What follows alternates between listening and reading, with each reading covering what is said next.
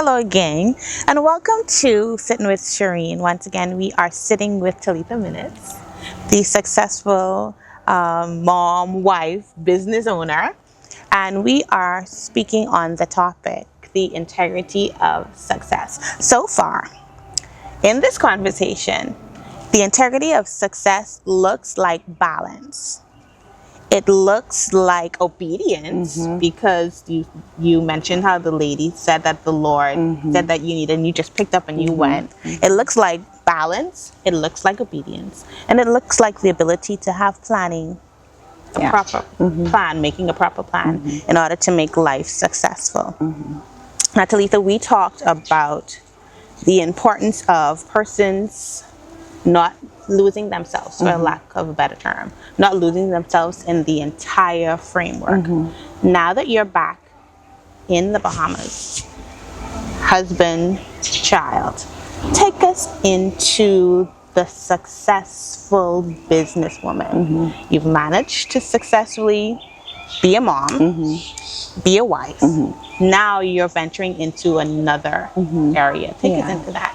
So when I came back home, I'm a radiologist, and the head of department at the time, it was like just about going on to COVID, and she sort of was like, I'm gonna take us, and so it kind of thrusted me very quickly into becoming head of department as a new mom, and I had to learn on the job.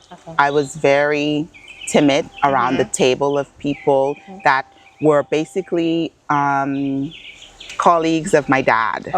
And so I'm sitting at a table with people who would be, at his level and in between, and I was really their student. And so it was very intimidating. I can imagine. But in time, I realized that you don't know the value of your voice unless you use it. Wow. Say that again. You don't know the value of your voice unless you use it. I remember going into the boardroom with them, and I would sit on the side, a couple of chairs down. I would pump the chair down a little bit and sit back so that the head of the table didn't really see me a little bit. Now I walk into that room and I sit as the tallest and I'm sitting forward because I'm not afraid to speak anymore because I realize that your voice is valuable. What you say, don't doubt it. You understand? You've studied, you've trained, you have valuable input. So I had to learn that along the way. It did not come naturally. Yeah, I can imagine. And when I was training, some of my seniors who were also residents, they said to me, when you're training to do the exam, if you walk into that exam room as a student, you will leave as a student. Wow. If you walk into that exam room as a consultant, you will leave a consultant. And so you have to walk in what you want to be. And so I stopped sort of shrinking myself back and walking in what I wanted to be. And that has given me confidence. In business, I have found that I always go back to my exam time because there are a lot of little things that happen. When I first went off, there was a first exam that we needed to take, and there were 2 parts to it. And I was asking people, how do you get through these exams? And a couple of people would say, oh, study for the anatomy and get the physics the next time, but you have to go sit both of them. Now, what do you mean by next So time? I was like, I don't understand. He was like, yeah, pass one now, and then they'll give you another chance. You go pass the next one. I said, so I must go sit in an exam ready for one part and not ready for the next. They was like, yeah, because it's hard. So then I found a couple of people who actually passed both at the same time. And so when I now ask advice, I would say, did you get through both of them? They say, yeah. I said, so what did you do? So whenever I ask somebody and they said, well, just study for one, I said, okay, I'll find the people that did what I wanted to do and find out what did they do. Yeah, Talietha, because that kind of goes against the instructions that you said someone gave you earlier. When you walk into the room, if you walk in as a student, you come back out a student. But if you walk in as a consultant, you come back out. So those persons who are giving you the advice one, to just get one walk in to student fail. mentality. No. Okay, I cannot. Because I have failed exams Yes. along the way. I'm not perfect, Right. you know? And one thing I learned along my journey, even in doing business, is that I consult God a lot on it. And I used to like be mad, like not really mad. I used to go, God, I can't hear you. People be saying he talk about that. Is there a voice? And I remember one time I was driving and all he placed in me wasn't a voice or anything, was your success is in your list. Oh, come on. So I said, okay, my list, because I write. Right. Okay. And I remember this time I was, again, studying for an exam that there was a short amount of time. I said, God, I don't know how to get through this.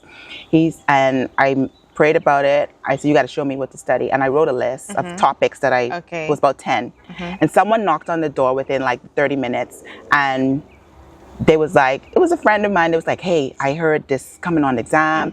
They gave me a set of topics and I wrote it on the other side of that list. And it was different from the one that I just wrote. So now the exam is tomorrow. I had to make a choice because I can't get through 20 topics. Right.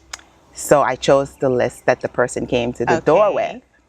And I went in that exam and nothing was familiar. Oh, come on. And I forgot about the other list. I came home from that exam and I flipped that list over, and the exact order of the essays on that exam was the list I first wrote.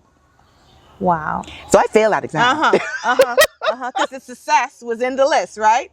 And so only just maybe last year he told me about that. I've told that story before, but when I was asking how do I succeed in certain things, he's like, your success is in your lists. And so I write and I plan things and I revisit, you know, and every time I have to do something. I remember my last exam, I woke up on the hour every hour because he was just, go read that, go read that. I was like, at like 4 or 5 o'clock, I was like, are you tired? I know. But I wouldn't dare not, because that's how he was, you know, I feel speaking to me to, you know, there's an internal intuition that you get. You know, I haven't heard a voice, I won't lie, but there's an intuition that I get. And so I feel like I've learned to listen to that. I've learned to obey that. Trust the journey that he has. Trust your relationship with him. That's it. That's it right there. Lists may not be your way, but he has given me that I write it down, and that's biblical. Write the vision and make it plain. I write it down, and as I go through it, I will see that he's chipping away at the things that I've written down. There's a scripture that goes, commit your works to the Lord and your thoughts shall be established. Right. That's exactly what the Lord is doing here, because you have that relationship. He knows that Talietha is different. I created her. She's my child. This is how this is going to work for Talietha. That's Talitha's way. Okay. That's Shireen's way. That's Tina's way. That's whomever way. And whatever way he, in his own providence, decides to do it, just be confident with Just be confident in that. And check your journey. I always tell people, check your journey. You know that when this is going to happen, every time this is going to happen, this thing happens. Check every stage of your life. You'll realize there's a pattern of how things happen with you, how the enemy is going to try to come and attack you. And I had to realize that in business. I even had to realize that in marriage. At the beginning of our marriage, every time there would be like birthday, anniversary, the biggest argument. Plans would cancel and stuff like that, because whatever it was. And I had to start praying to that. Because why are we arguing every time we make something special plans? Cycle here. Right? Identify it. Identify, and you pray to that. And I haven't really had that issue, you know, for years. You know what I mean? And so knowing how God will lead you is important. Okay? Revisiting the plan as well. Sometimes we write the vision, but we don't go back to that. We write the vision, but we don't write the plan. Right. That's it. That's it right there. Because you could have the vision, girl, but if you don't make a plan to do it. Let me just tell you how I looked at my goals for this year. And it is March. I have only thought of how I would break these things down, but I have not written it out. You have to write it down. Okay? I just have the goal. And I thought, okay, in order to achieve this goal, I must do this. I have not written it down. You have to write. And I always, even when I try to coach people who are studying, you know, in radiology behind me, what I used to do is, if you don't know how much time you have, and how much information or how much tasks you have, Yes. you will always feel lost. Yes. So if I have a chapter to read and I have 10 days to read it, I used to literally break the chapter into how much pages I have to read per day. Also, if I took a day off or 2 days off because I was just being lazy, now you don't have 10 days, you have 8. That's break so those pages up into 8 days. Yes, okay. So when you have tasks that you have to do, I always revisit my calendar with it. Okay. So you gave yourself 3 months to do this. You just waste a month. Yeah. Wow. We're not doing this. No. That's not an option. Now Okay? you only have 2. Yeah. And so, but if you don't revisit the plan, and sometimes you feel like the task is so big, Yes.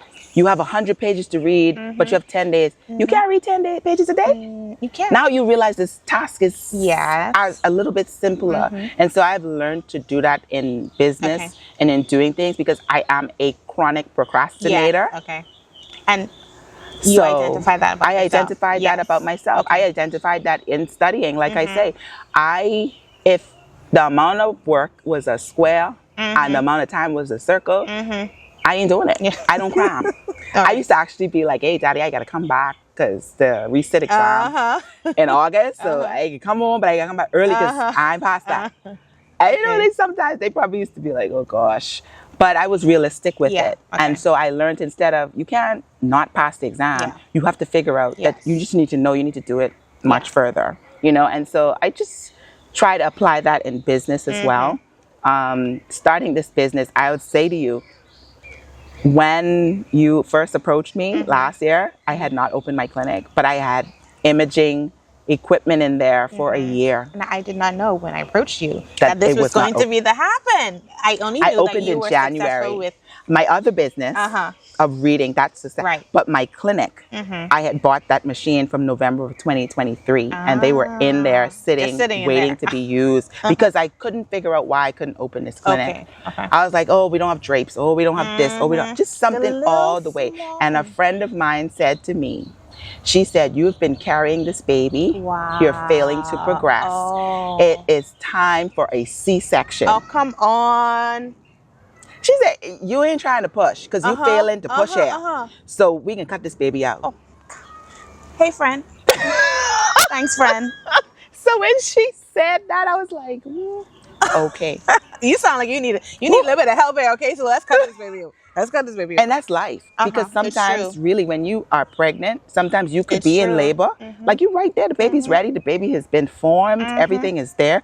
But some women just aren't able to push. The cervix isn't dilating. Right. You can't get this baby out. So you got to go get a C-section. Push. But the baby have to come out before it dies. Yes. Oh my God. And so that was really strong to me.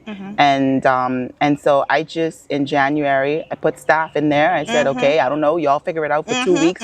You know, my sister was there to help me. So y'all figure out my procedural process. And in 2 weeks we were open. You know, after having it sit there for a year because I was nervous and stuff like that. And so just walk into the room. Walk into the room. Exactly. Like you sit up. Don't slouch your chair down. Walk into the room. Do it scared. Yeah. Do it scared. But the option not to do it, it's not an option. It's not an option. You know, so I don't want to project like I'm perfect. I don't have it all together. I'm not a perfect business person. You know, I'm still learning along the way. Yeah. But as we know, if you don't do it, you don't know the errors. Yes. You're learning a new system, but if you're not using the system, you won't know, oh, if you click that doesn't work. Because you're not using it and you're not doing it. And so you just have to do it, you know, make the plan, do it, revisit it, make sure you're checking in with God and how he speaks to you.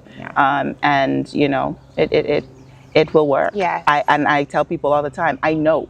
Yeah. When I step here, the door is opening. Thank you. Okay? So when I say come,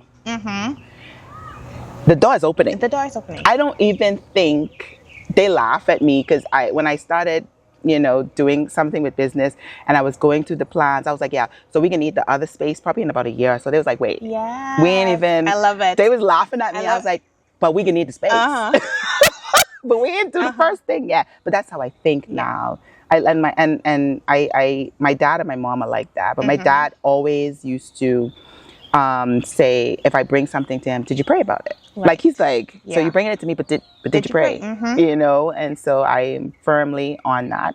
I do believe, you know, in that. Yeah. You know, You are giving us really good information and encouraging us who are at the point of needing to ensure that we write the vision, go back to the plan. Okay, persons often use the term, and once again, we're sitting here because I'm highlighting the 80s babies. My girlfriends and I were talking the other day, and you know, persons often use the term 40 is the new 20. Okay, there's just something different about this era. Okay, when you turn a certain age, there's something different about this era.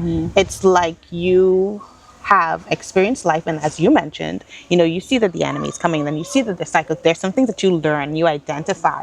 So you have a different mindset towards how you handle things. How, though, does the past failures help you at this stage now? Identifying that, you know, I'm not perfect. I made a mistake here or there. The challenges that you would have faced. Yeah. Share with us some of those challenges. how that has helped me?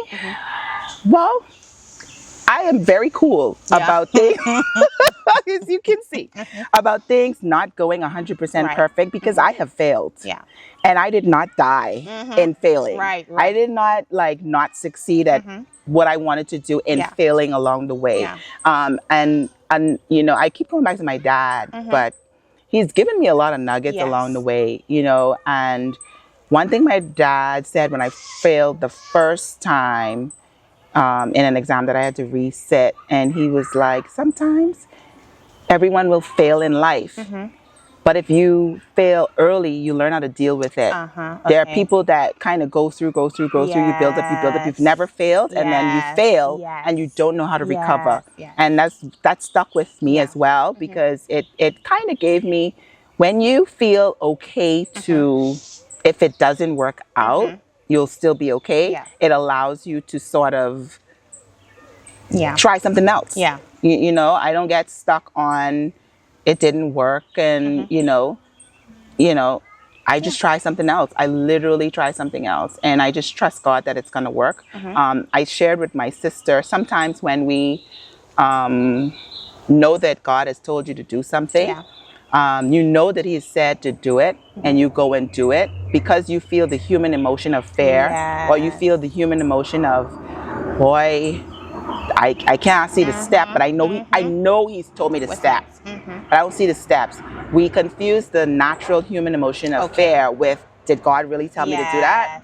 And that's where you have to really be able to you will feel the human emotion. You know what I mean? And so I live by that, you know. So another one of the, or how the integrity of success looks, is to have the confidence in God. Okay, you mentioned your father stating to you that prayer is extremely important. And I can only imagine that all of these things were what you learned earlier in life. And I can only imagine that these things are all connected. Okay, confidence in God has to come through prayer and relationship. You talked about earlier, when we were talking about the fact that you needed the obedience that came as a part of the integrity of success. You talked about the planning, and you talked about the balance. All of this comes from knowing who you are in Christ. Now, you shared with me something that I thought was very important and very admirable, about taking that me time. Okay? And you started one or two things, okay? And I told you at that time, I said that you need to just let you need to make this a female type of thing for everybody to do, because the way I see you coming out of that period of life that period of the year that you take to spend the time with you, you come back like 125. Okay, you come back hitting. So share with men, women, how important it is to take care of me in order to balance marriage, in order to parenthood in order to marriage business? Yeah. So in 2023, I was really busy with my first business, reading and reporting. And I remember I was sharing before we came on that people would look at me and say, boy, you look so tired. You're really doing a lot of work now. And I would be like, is looking tired like a compliment to being busy or getting things done? But I don't like people telling me I look tired. It doesn't mean that I look stressed. Right. I was, but I didn't like that was the thing that people saw, because I want to project that following the plan of God is you know, so I had to take care of myself. I was also feeling very stressed in my neck and different things like that. And so last year, along with penciling myself into my day, I started taking January 10th as whatever that falls. And I started it last year and I did it again this year. Last year I checked myself into like a hotel for 2 days over that holiday. I know that that holiday I'm going to do that for me. I did it I went to the Cove and I just enjoyed 2 days of being in the hotel. I had a plan of like praying on around the clock for certain things on one day. Then there was a time where I was like, I'm just sleeping. Then I went to the little gym they had there and I went to the restaurant. And, you know, I even ministered in that time to the people that I was speaking to and asking them what their goals were for the year and those types of stuff. And when I finished that, I felt so rested and rejuvenated. I didn't initially plan to do it year after year. I thought that holiday I was just going to do that. But in that holiday, I said, you know what? I am going to do this every January 10th and plan out my year and plan out my goals for me. I plan out a goal for me. I write Noah. I'm write spiritual, personal, school, all of those goals. I do every year for my kids. I write it for my marriage. I write it for my business. And I'm not talking about just what I want to do. I write how action plans or how I want, like what I need to hit in order to do it. And I did that last year and I did it again this year, you know, and you need to do it, whatever that looks like for you. It doesn't have to be checking in somewhere. Just take a date. Plans that someone will take the kids or whatever, and if it's going to sit on the beach for the day, but it's really to plan your year out and plan your life as the woman of the house, how you're going to take care of the house. And I'm not perfect in that at all. I got a whole bunch of action plans I got to do for just household, because that's not my strong suit. But, you know, I keep planning. You know, I'll share one of my goals for Noah at the beginning of the year, because he just started doing drumming in September. And I wrote there, I was like, Noah, I want him to do a performance. That's what I wrote. And just the other day, he was doing the National Arts Festival on the stage, and they highlighted him on Facebook Guardian, and you know, he was so good. And I only remembered that just now, like after I was like, that was something I wrote for Noah at the beginning of the year, that I wanted him to participate in a performance for drumming because he likes it so much. I said, no matter how small. That was January of this year. And now it's March. It's March.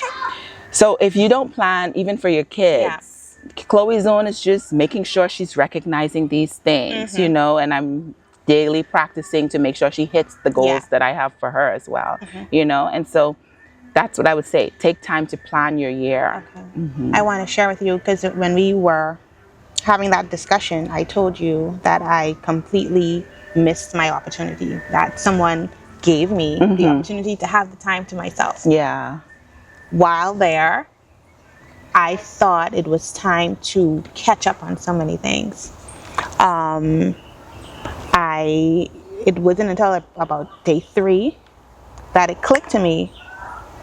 This is an opportunity the Lord has given you to not catch up, but propel you forward. In other words, give you time to advance ahead, not catch up on what's already beyond. So, in talking to you, I was like, oh, I didn't realize that I just missed that opportunity. There are persons who won't get the opportunity, like you mentioned, to go into a hotel. I'm grateful that the Lord had it so that somebody offered me that opportunity. But for people like me who don't get that this is not a time to catch up, this is the time to propel you forward or to advance you into the future. How do you encourage us to take advantage of the opportunity? When it comes to me time, make it me time for the future. Make it me time. Avoid the distractions, everything that's in your mind already, everything that you like, okay, I didn't get this done. How do you encourage us to take advantage of the time spent alone? You know, when I had Noah, I heard this all the time, and it was a little bit impossible to do. People would say, sleep when the baby sleeps. You've heard people say that, but it's so hard to do it because you feel like you want to do a million things. Because when the baby wake up, I'm not going to be able to wash or this or whatever. So you think you should do all of these other things, and then they wake up and you're busted. And so I use that example because when it's time to rest, rest, because busy time will come. You understand? There's no getting away from the fact that life is going to life. So when you have the opportunity to rest, rest. When you feel sick, the minute you feel a scratchy throat, and I say, I take a day.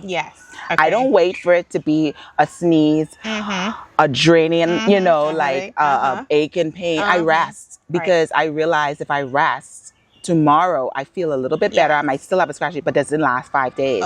If I push through feeling sick, or it's just a scratchy throat, but I know I'm feeling something, I end up sick for longer time, right? And so your body needs to rest, you need to rest, and then you realize that instead of just taking 2 days, you're going to take 5 days. It's going to knock you out for 5 days, right? So listen to your bodies. Your body speaks to you, just from a health, perspective.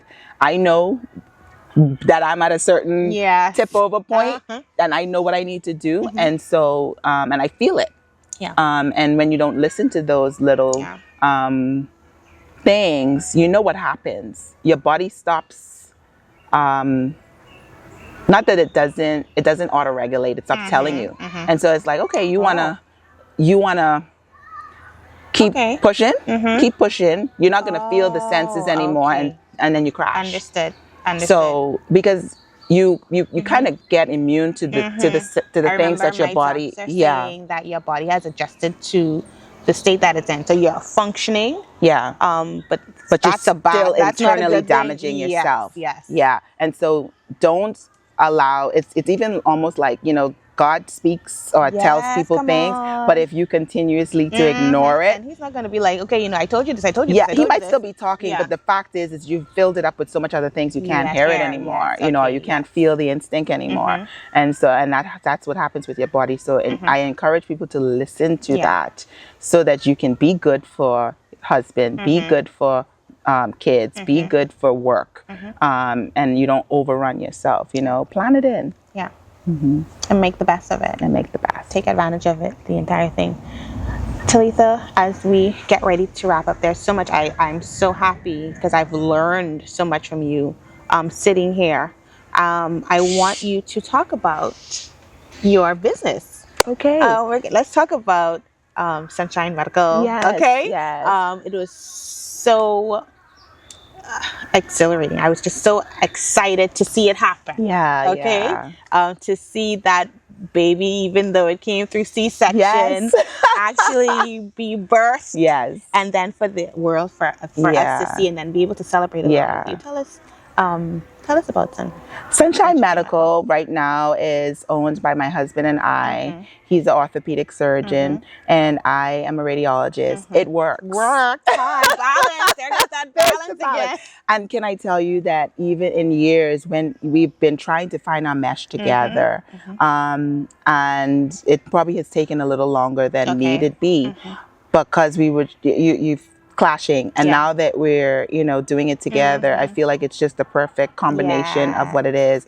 So Sunshine Medical is located on Palmdale and Palmdale Avenue. I had to go and look. I had to say, okay, let me see. I know it's around here somewhere. Let me go and see where it's located. Just up the road from McDonald's. And so if you need x-rays or ultrasounds, for right now, that's what I have in there. Orthopedic services are also offered there. I also do a lot of biopsies, so breast biopsies and You know, I organized to do liver and renal biopsies that, Okay. you know, soft tissue, thyroid, nodules, stuff like that. I also do in there. I call my biopsies like my ministries because these are women that are coming in that need, you know, it's a very emotional time. And so I really do take my time to check my emotion and my spirit before I encounter these Walk women. within your house with Yeah, the yeah, perfect yeah. way. Exactly. I walk within, you know, I behave myself wisely and I walk within my house with a perfect heart. So when I encounter the women, I'm very calm. Yeah. I understand. And a lot of them come in there very strong. And I know it's a very emotional time. So I'm very aware of that, you know. And so I try to make it a place where you're comfortable. The staff there, wonderful. They greet you with a ray of hope. Yes. You know, and so yeah, and that's my business that I've, you know, my husband and I have put together, and I am praying that God continues to bless it. Yes, I believe yeah, it has been a long time coming. It is some tears and some, you know, questions. Is it going to work? Are people going to like me? Are they going to want to come? You know, because I've done a lot of work in a lot of other clinics. Yes. And it's nothing like when it's yours. Yeah. You know, so I'm happy about that. Yes. And I'm so happy that you were here sitting with us and sitting with Shireen and sharing with us the integrity of success. Talietha is the example of integrity. She shared with me how, you know, even coming up through the business and there being some challenges where, you know, your character was tested. But because you stood to the true you, okay, that's that you who you spend a lot of time with. You're able to identify who you are because you take the time to spend the time with you. You have now shown other young women of our age and older, our age and younger, that you can be successful in every aspect of your life. As long as you hold on to your integrity. What's that scripture again that you learned in Girls Club? I will behave myself wisely in a perfect way. I will walk within my house with a perfect heart. Okay? The integrity of success.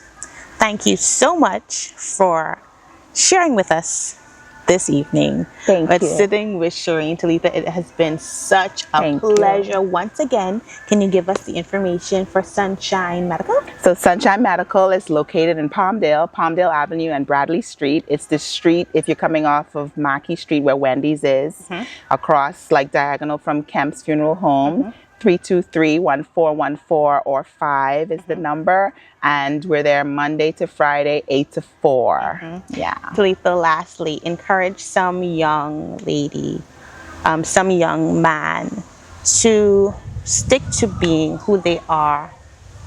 Hold on, no matter how the facade of success may look around you. To hold on to who they are until the day of success comes. You can encourage them.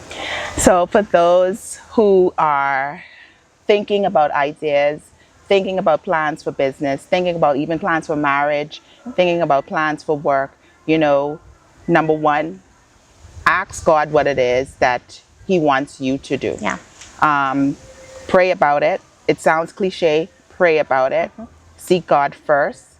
If you're married, seek with your husband as well, you know, and seek good counsel and advice, right? And then once you've gotten all of that and you've gotten the vision, you've written the plan and you've prayed about it, then find out how you can action those plans. Get the help that you need to do it. Don't be afraid. Do it scared. Do it scared, but in faith. Thank you so much once again. Ladies and gentlemen, you have been sitting with Shireen and Talietha here on the chair and set of Sitting with Shireen. Before you go, we're going to ask you to subscribe to our page and then hop on over to our Facebook pages and like our page, okay? Once again, we love you here on the set. We are praying God's blessings upon you, and we want you to remember that there is success in integrity. Have a wonderful week. Thank you so much.